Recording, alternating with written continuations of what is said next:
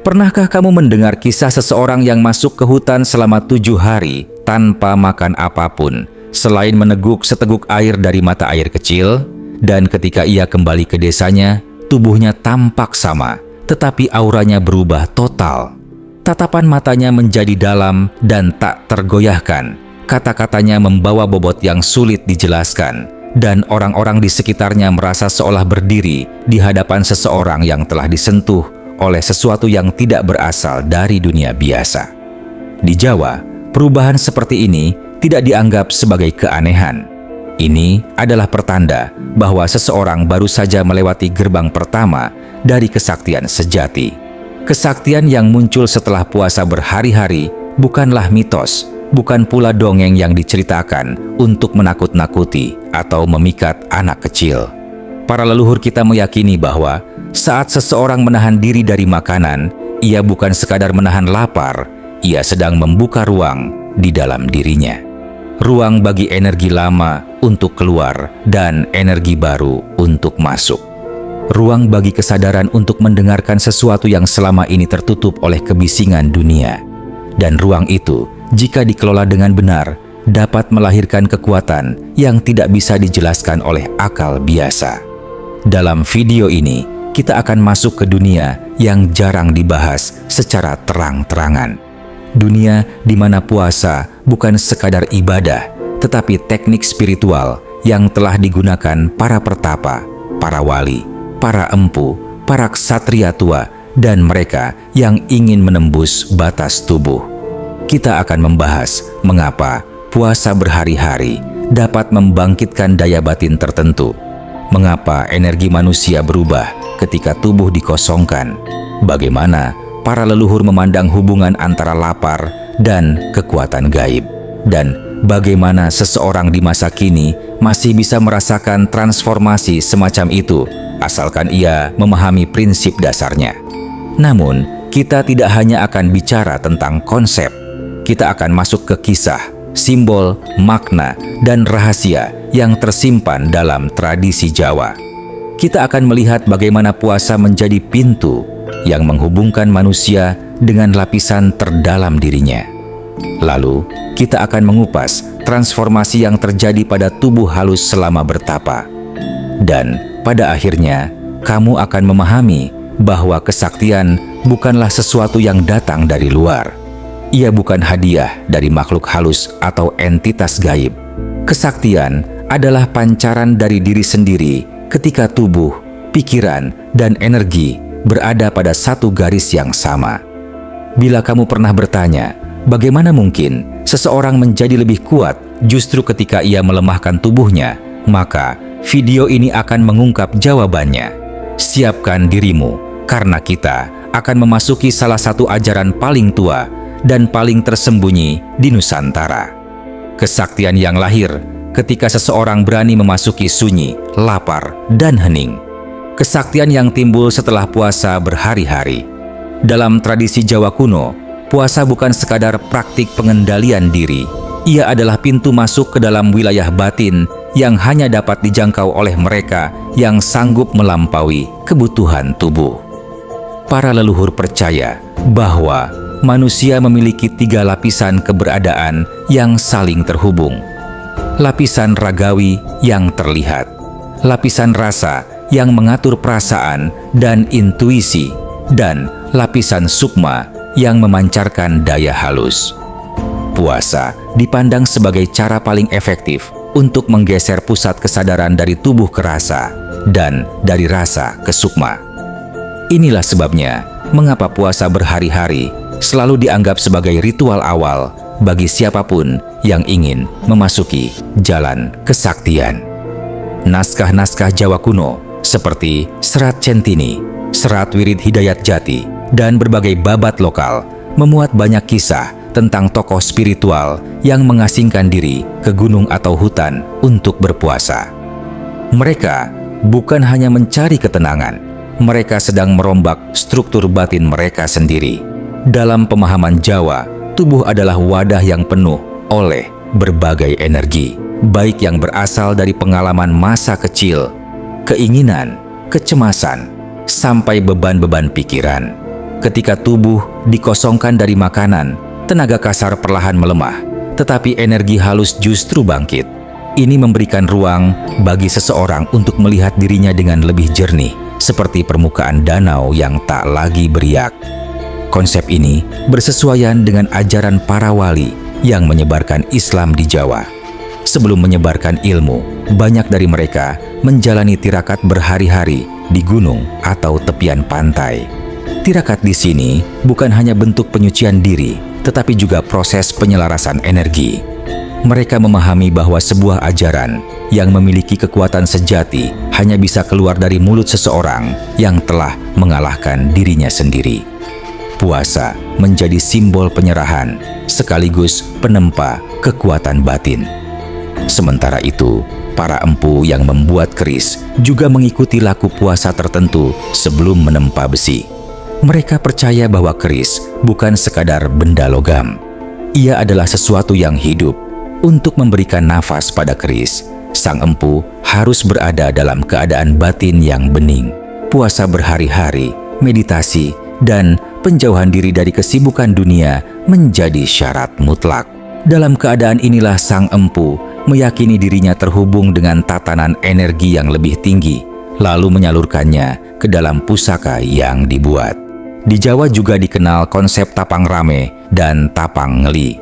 Dua bentuk tirakat yang berbeda tujuan tetapi sama-sama berakar pada puasa. Tapang rame dilakukan dengan tetap berada di tengah masyarakat, namun menjaga diri dari makan berlebih dan kemewahan. Tapang ngeli dilakukan dengan benar-benar meninggalkan keramaian, menjalani puasa total, dan membiarkan tubuh terbawa arus sungai kehidupan.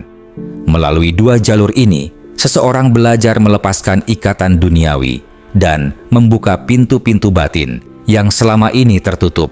Filosofi puasa dalam kesaktian Jawa berangkat dari pemahaman sederhana. Tubuh yang kenyang selalu sibuk. Ia bekerja, mencerna, memproses, dan menuntut perhatian. Tetapi tubuh yang lapar menjadi senyap. Dalam kesenyapan inilah, seseorang dapat mendengar suara yang tak terdengar oleh telinga biasa. Suara asal, mula energi. Suara yang para leluhur sebut sebagai suara sukma. Ketika suara ini mulai muncul, seseorang memasuki tahap awal dari perubahan diri yang sesungguhnya. Inilah konteks historis dan filosofis yang melatar belakangi keyakinan bahwa puasa berhari-hari bisa menimbulkan kesaktian. Bagi para leluhur, ini bukan hal mistis. Ini adalah hukum alam yang bekerja di dalam tubuh manusia. Dan mereka yang paham cara mengaktifkannya akan membuka kemampuan yang tidak dimiliki orang biasa. Untuk memahami bagaimana puasa berhari-hari dapat menimbulkan kesaktian, kita harus terlebih dahulu memahami apa yang sebenarnya terjadi pada tubuh halus manusia ketika ia berhenti menerima asupan fisik. Dalam tradisi Jawa, manusia bukan hanya tubuh daging. Ia memiliki jaringan energi yang mengalir seperti sungai yang tersembunyi. Ketika seseorang makan, energi tubuh terserap untuk mencerna. Ketika ia berhenti makan, energi itu beralih ke dalam, mengaliri pusat-pusat batin yang selama ini tertutup oleh aktivitas fisik. Pada hari pertama puasa, yang berubah adalah tubuh kasar.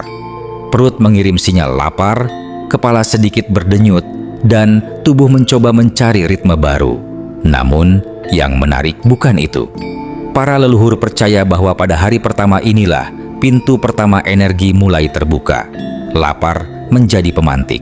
Seolah tubuh berkata pada sukma bahwa ia siap untuk tidak lagi bergantung sepenuhnya pada dunia fisik.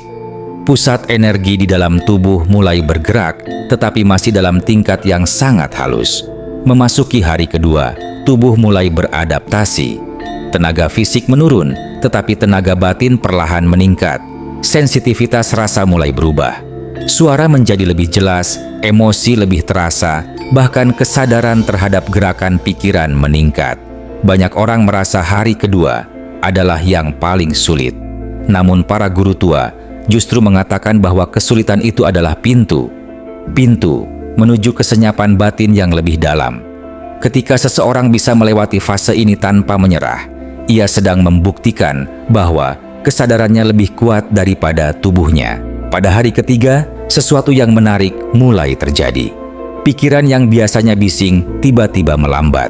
Ketenangan yang sebelumnya hanya sesekali muncul menjadi lebih stabil. Tradisi Jawa menyebut keadaan ini sebagai wiwara rasa. Suatu kondisi ketika rasa batin mulai berbicara lebih keras daripada pikiran. Disinilah banyak orang mulai merasakan fenomena unik. Tubuh terasa ringan, langkah menjadi perlahan tetapi mantap, dan waktu seakan bergerak lebih lambat daripada biasanya. Para leluhur mengatakan bahwa pada hari ketiga, seseorang mulai disentuh oleh energi asalnya sendiri. Ketika energi fisik melemah, energi sukma justru menguat. Ini seperti sebuah lampu minyak yang tiba-tiba terang ketika ruangan mulai gelap. Sukma selalu menunggu saat tubuh berhenti mendominasi.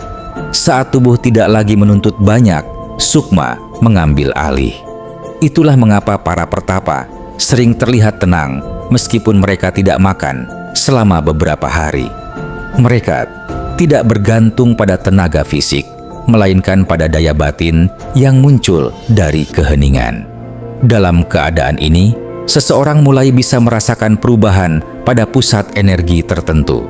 Di Jawa dikenal 3 pusat utama: pusat kekuatan di perut, pusat rasa di dada, dan pusat cahaya di kepala. Ketika puasa dijalankan dengan kesadaran, ketiganya perlahan selaras. Tubuh halus yang biasanya bergerak acak menjadi satu garis. Para guru tua mengatakan bahwa keselarasan inilah yang menjadi dasar kesaktian. Bukan mantranya, bukan ritualnya, tetapi keselarasan antara tubuh, rasa, dan sukma. Puasa membuat seseorang menembus batasan dirinya sendiri. Lapar bukan lagi musuh, melainkan sahabat. Ia memaksa kesadaran keluar dari zona nyaman. Dalam kondisi inilah, ajian yang selama ini hanya menjadi kata-kata mulai terasa hidup. Energi yang biasanya tidak dirasakan mulai mengalir. Dan seseorang mulai menyadari bahwa kekuatan sejati bukan berasal dari luar, melainkan muncul dari kedalaman yang selama ini tertutup oleh kenyamanan. Ketika seseorang memasuki hari keempat hingga ketujuh dalam puasa berhari-hari, proses yang terjadi tidak lagi sekadar fisik atau emosional. Pada tahap ini, para leluhur percaya bahwa manusia mulai memasuki wilayah tipis antara dunia kasat mata dan dunia halus. Energi tidak lagi bergerak secara horizontal, tetapi naik secara vertikal. Inilah fase yang oleh para pertapa disebut sebagai masa pendakian batin. Sebuah titik di mana kesadaran manusia bertemu dengan kedalaman dirinya sendiri. Pada hari keempat, tubuh mulai terasa sangat ringan. Bukan karena kekurangan tenaga, tetapi karena tubuh tidak lagi membawa beban energi yang biasanya diserap dari makanan. Dalam tradisi Jawa, kondisi ini disebut sebagai wiwaha alusan. Sebuah keadaan ketika seseorang mulai lebih peka terhadap getaran halus di sekitarnya. Banyak orang merasakan seolah dunia menjadi lebih sunyi, meski di sekitar mereka tetap ada suara.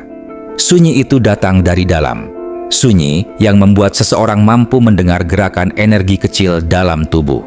Sunyi yang memungkinkan seseorang menangkap intuisi yang selama ini terpendam.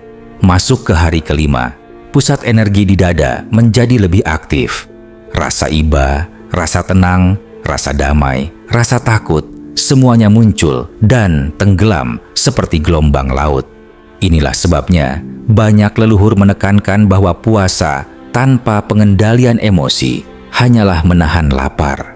Pada hari ini, seseorang diuji oleh dirinya sendiri. Jika ia mampu menjaga rasa tetap jernih, pusat batinnya mulai terbuka. Banyak orang yang melatih kesaktian merasakan ini sebagai getaran hangat yang muncul tiba-tiba di dada. Seolah ada bara kecil yang menyala di balik tulang rusuk. Pada hari keenam, pikiran kehilangan kekuatannya untuk mendominasi. Ia melemah, tetapi bukan dalam arti negatif. Ia menjadi lebih jernih, lebih diam, lebih patuh pada kesadaran yang lebih tinggi. Para guru tua sering berkata bahwa pikiran yang diam adalah tanah subur bagi kesaktian. Dalam diam itu, ajian, doa, atau mantra apapun menjadi lebih kuat. Bukan karena kata-katanya berubah, tetapi karena orang yang mengucapkannya berubah. Ajian bukan sekadar rangkaian bunyi. Ajian adalah getaran batin. Dan ketika batin berada dalam keadaan puncaknya, ajian yang diucapkan menjadi seperti panah energi, tajam, terarah, dan efektif. Hari ketujuh adalah puncak dari perjalanan. Para leluhur Jawa percaya bahwa pada hari ini, tubuh halus seseorang berada dalam keadaan paling terbuka. Akar energi mengendap di perut, cahaya batin menguat di kepala, dan pusat rasa berada dalam keadaan puncak ketenangannya. Banyak pertapa yang sengaja memilih berhenti pada hari ketujuh, karena pada titik inilah kesaktian mulai muncul. Ada yang merasakan tubuh mereka seperti dialiri tenaga hangat. Ada yang menyaksikan cahaya ketika mata terpejam. Ada yang mendengar bisikan intuisi yang sangat jernih. Ada pula yang tiba-tiba memiliki kemampuan membaca pergerakan energi orang lain. Namun, para guru tua selalu mengingatkan bahwa kesaktian bukanlah tujuan, tetapi efek samping. Kesaktian muncul seperti bunga yang mekar karena tanahnya subur. Puasa berhari-hari membuat tanah batin manusia menjadi subur. Jika seseorang menjalankannya dengan hati yang bersih, kesaktian muncul sebagai buah alami. Jika dijalankan dengan penuh kesombongan, energi itu menjadi rapuh dan cepat hilang.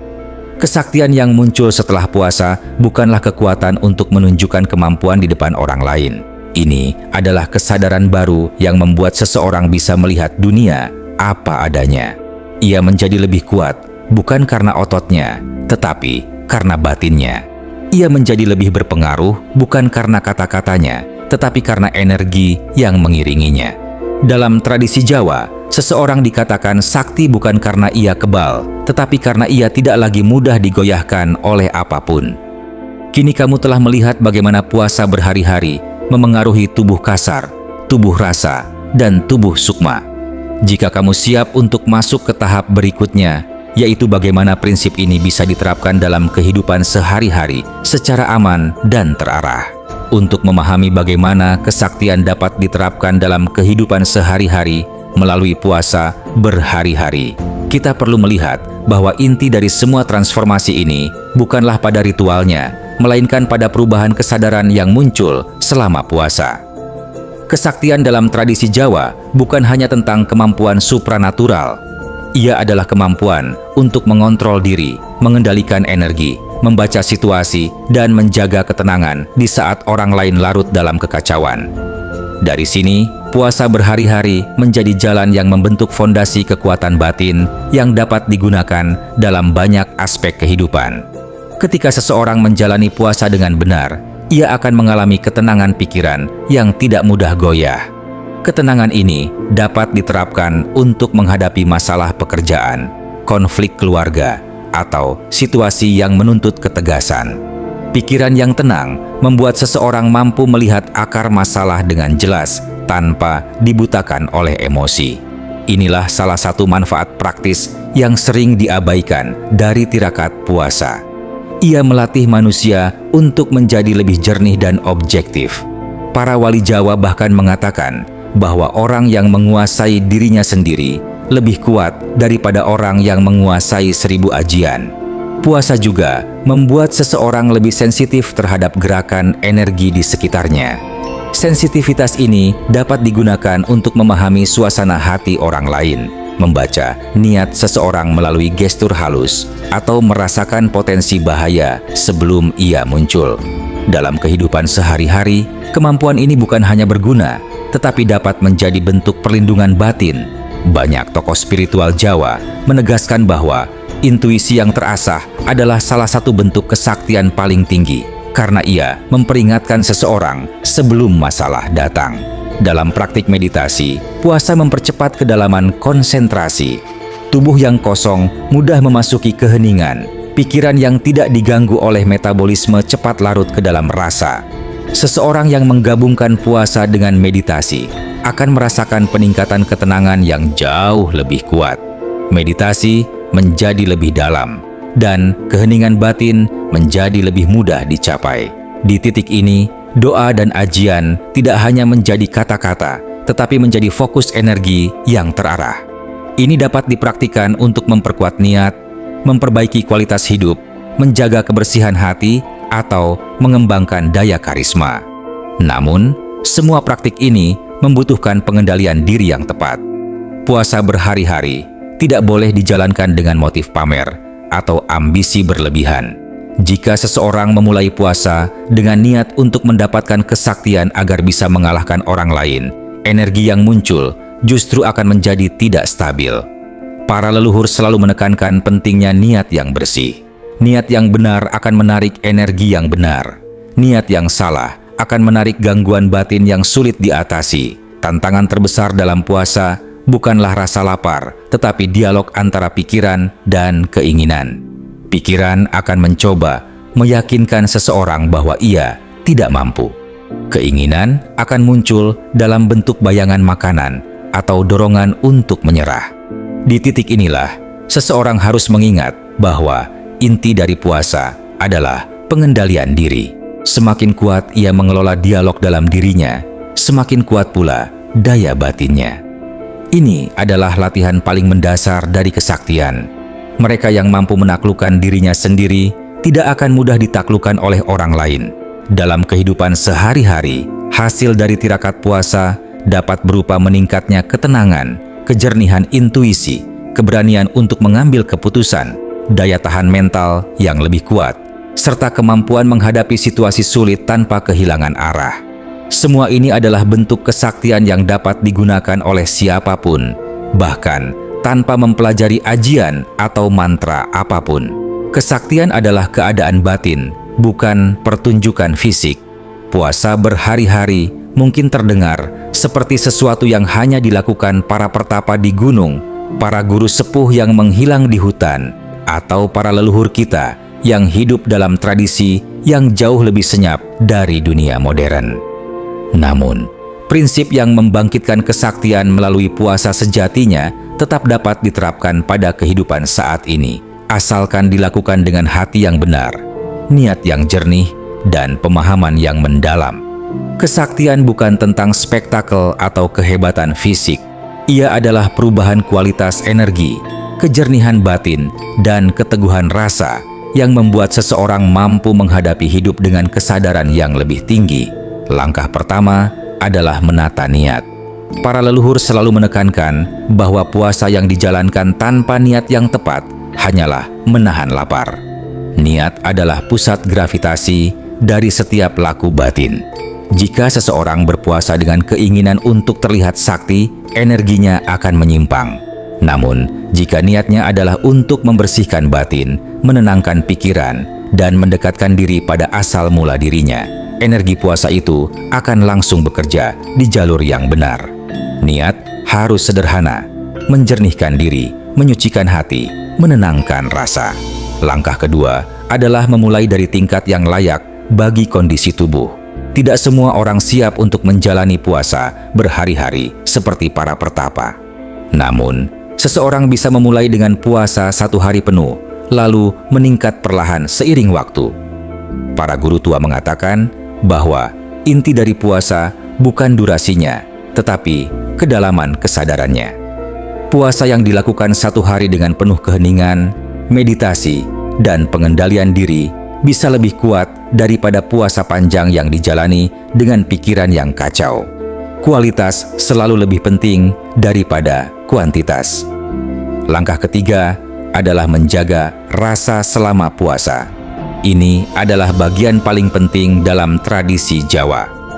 Para leluhur meyakini bahwa rasa adalah pintu antara tubuh dan sukma.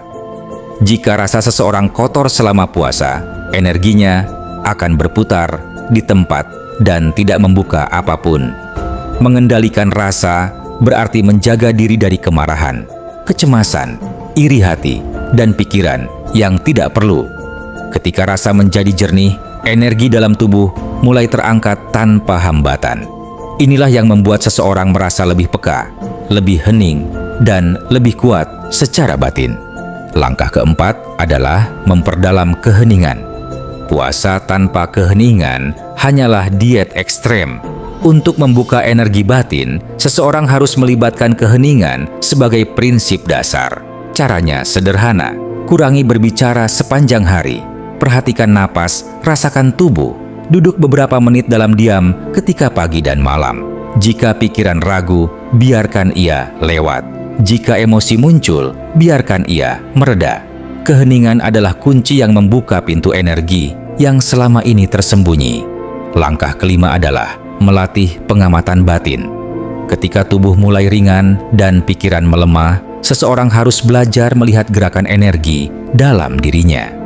Tidak perlu visualisasi rumit, cukup rasakan apa yang terjadi di 3 pusat utama: perut, dada, dan kepala. Apa yang hangat, apa yang berdenyut, apa yang bergerak. Dengan pengamatan ini, seseorang mulai memahami bahasa tubuh halusnya sendiri. Ini adalah fondasi dari kesaktian. Para guru tua mengatakan bahwa seseorang yang tidak mengenal dirinya tidak mungkin menguasai ajian apapun. Namun, seseorang yang memahami gerakan energi dalam dirinya dapat menguatkan setiap doa atau mantra hanya dengan menghadirkan rasa yang tepat. Langkah keenam adalah menjaga kesinambungan. Transformasi batin bukanlah sesuatu yang muncul sekali lalu menetap. Ia adalah sebuah proses. Puasa 3 hari bisa membuka pintu pertama. Puasa 5 hari bisa membersihkan lapisan energi tertentu. Puasa 7 hari bisa mengubah cara seseorang melihat dunia. Namun, perubahan itu hanya akan bertahan jika seseorang tetap menjaga kebiasaan kecil yang membangun kesadaran, seperti meditasi ringan, pengendalian makan, atau sekadar menjaga keheningan beberapa menit setiap hari. Puasa berhari-hari memang mampu menimbulkan kesaktian. Namun, kesaktian yang sejati muncul bukan ketika seseorang menjadi kebal atau memiliki kemampuan tertentu, melainkan ketika ia menjadi lebih jernih, lebih teguh, dan lebih selaras dengan dirinya sendiri. Ini adalah kesaktian yang tidak bisa dicuri, tidak bisa dipamerkan, tetapi terasa oleh siapapun yang berada di dekatnya. Kesaktian yang tumbuh dari kedalaman diri.